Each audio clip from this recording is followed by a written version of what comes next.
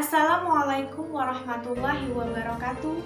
Salam sejahtera bagi kita semua.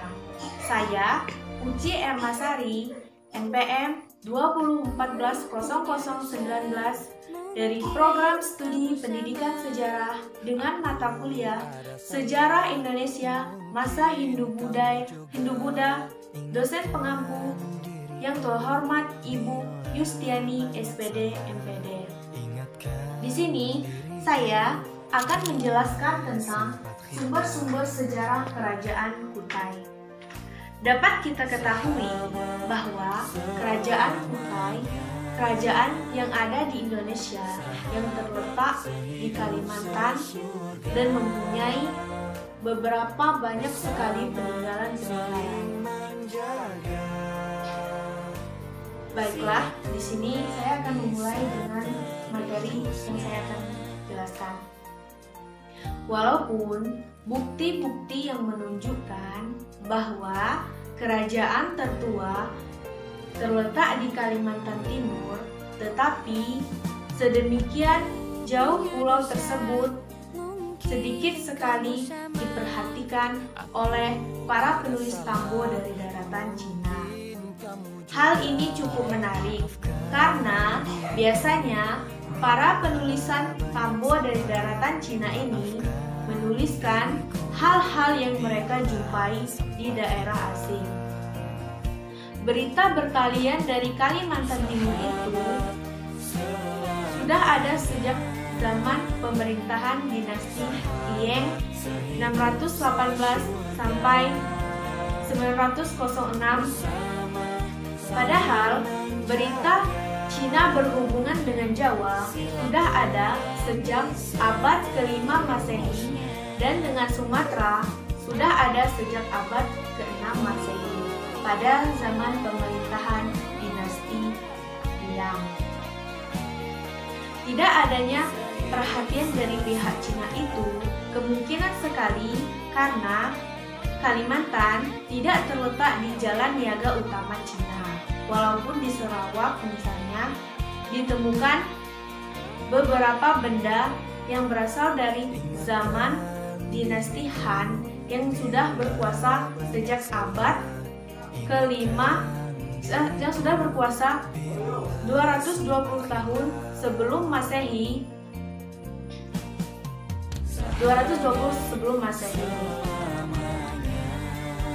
Tidak adanya perhatian dari pihak Cina itu terus melanjutkan di masa-masa sesudahnya, sehingga di dalam kebudayaan Asia Tenggara, daerah ini masih suatu daerah yang terlupakan.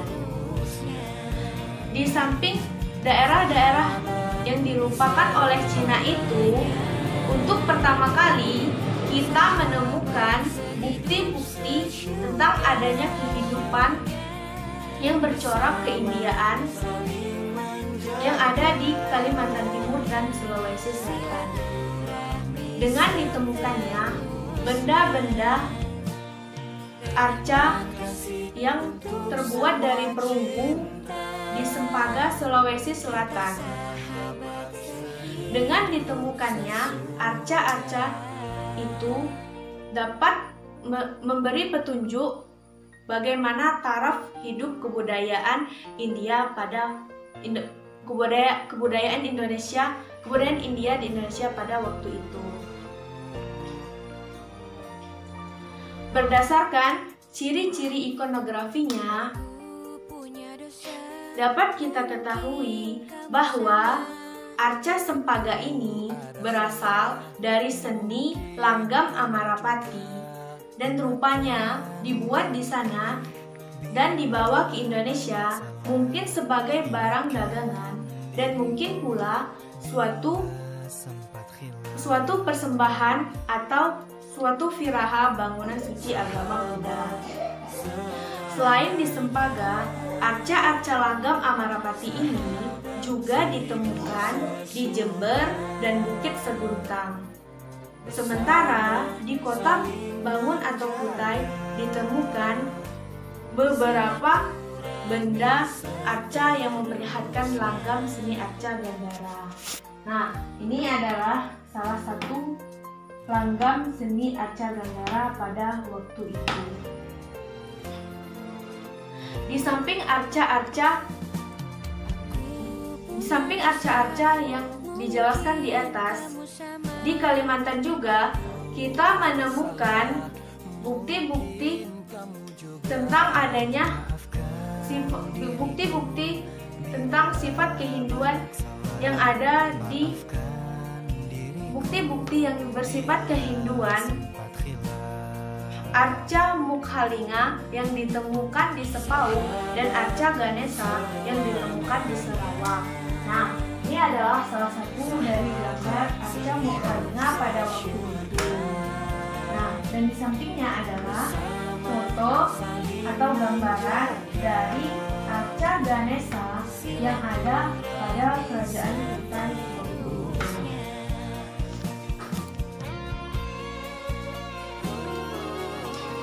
Walaupun daerah Kalimantan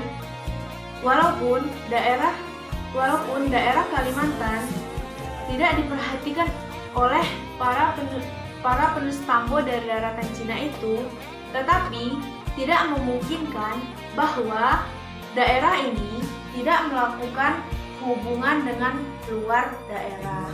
Temuan-temuan di atas merupakan salah satu buktinya. Temuan-temuan di atas merupakan salah satu buktinya.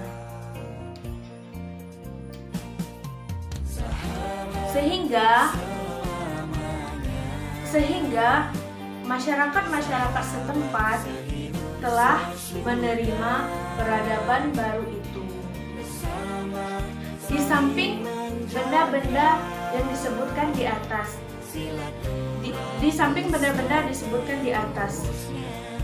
di Kalimantan juga ditemukan beberapa prasasti yang dipahatkan pada tiang batu. Prasasti itu disebut dengan yupa. Ini adalah salah satu gambar dari yupa pada kerajaan Kutai tersebut. Apa sih yang dimaksud dengan yupa? Yupa adalah prasasti, nama yang disebutkan dalam prasasti-prasastinya sendiri. Sampai saat ini telah ditemukan 7 buah yupa dan kemungkinan ada beberapa buah yupa lagi yang masih belum ditemukan. Dari prasasti-prasasti yang ada di Kalimantan Timur itu, mula-mulanya hanya ditemukan 4 buah yupa saja. Kemudian disusul dengan 3 buah yupa lagi. Huruf yang digunakan pada tiang batu itu ialah huruf yang ada pada abad ke-5 Masehi. Sedangkan bahasa yang digunakan pada tiang batu itu ialah bahasa Sanskerta.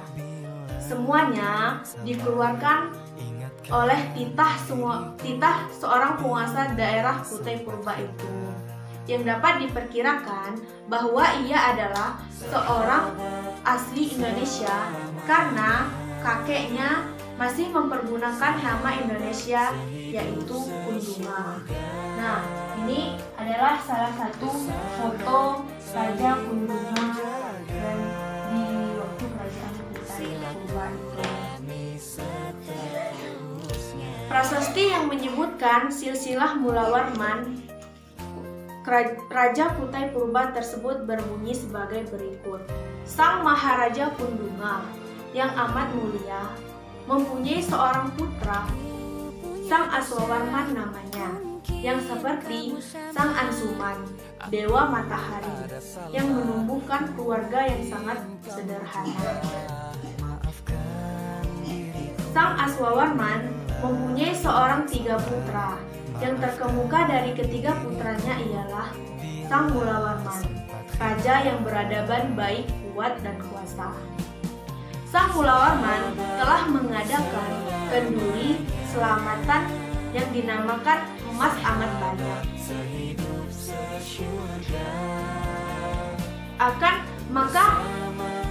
Maka prasasti ini dibikin oleh para Brahmana di waktu itu. Dapat kita ketahui bahwa ada 3 tingkatan dalam keluarga kerajaan, yang dimulai dengan Sang Maharaja Kundunga yang mempunyai seorang anak yang bernama Aswawarman. Ini adalah salah satu foto dari Sang Maharaja Aswawarman pada waktu itu. Sang Maharaja Aswawarman mempunyai seorang 3 putra. Yang terkemuka dari ketiga putranya ialah Sang Mulawarman. Ini adalah salah satu foto dari Sang Mulawarman pada waktu itu. Yang menarik dari prasasti ini ialah bahwa yang menyebutkan pendiri keluarga kerajaan atau Pansakarta ialah Aswawarman dan bukan Kundunga yang pernah dianggap sebagai raja pertama. Dan apakah mungkin pengertian dari Pansakarta ini menunjukkan bahwa nama-nama yang sudah berbau keindiyaan? Sudah jelas sekali bahwa Sang Maharaja Kundunga tidak ada sama sekali nama-nama yang berbau keindiyaan. Nama-nama yang berbau keindiyaan. Dan walaupun dia pernah menjadi raja pertama dan ayah dari Aswawarman, tetapi dia tidak dianggap sebagai pendiri keluarga kerajaan. Dapat kita ketahui, saat ini ada nama Bugis yang mirip dengan Kundunga, yaitu Kundungga. Barangkali kita tidak jauh dari kebenaran seandainya Sang Maharaja Kundunga telah menyentuh budaya keindiyaan, tetapi beliau belum menyatakannya. Dimulai dengan Aswawarman dan dilanjutkan oleh Mulawarman, kita berhadapan dengan nama-nama yang sudah berbau keindiyaan. Dan dilihat dari prasastinya juga, agama yang dipeluk pun pada waktu itu agama yang sudah berbau keindiyaan. Dan apakah mungkin seseorang yang dilahirkan bukan sebagai orang India, tetapi dia menyamakan sama derajatnya dengan orang-orang India yang seperti diperlihatkan oleh Mulawarman. Prasasti yang dikeluarkan oleh Mulawarman berbunyi sebagai berikut. Dengarkanlah oleh kalian sekalian, Brahmana yang terkemuka dan orang baik sekalian, tentang kebaikan budi Sang Mulawarman. Dia telah menyedekahkan berwujud sedekah kehidupan atau semata-mata pohon kalpa yang memberikan segala keinginan.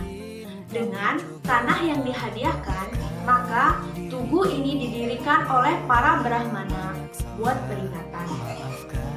Peringatan yang ketiga berbunyi sebagai berikut. Tugu ini ditulis buat peringatan 2 perkara. Dengan disedekahkannya oleh Sang Maharaja Mulawarman sebulung minyak kental dengan lampu serta malai bunga. Prasasti lain berbunyi sebagai berikut. Sang Maharaja Mulawarman yang terkemuka telah menyedekahkan 20.000 ekor sapi kepada para Brahmana yang bertempatan di tanah yang sangat suci, Wak Reteswara, buat peringatan akan kebaikan budi Sang Mulawarman. Maka tugu ini dibikin para Brahmana yang datang pada tempat itu. Nah, ini adalah foto atau salah satu foto dari kerajaan Kutai pada waktu itu.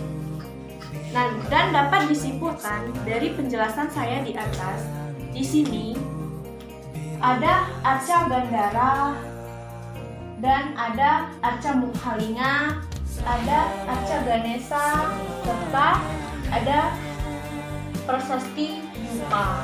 Dan rajanya ialah raja dimulai dengan Sang Maharaja Kundunga dan dilanjutkan oleh Sang Maharaja Aswawarman dan dilanjutkan dengan yang terakhir Sang Maharaja Mulawarman. Demikian Demikianlah presentasi dari saya. Jika ada kesalahan kata, saya mohon maaf, dan kepada Allah saya mohon ampun. Dan saya akhiri, wabillahi taufiq wal hidayah. Wassalamualaikum warahmatullahi wabarakatuh.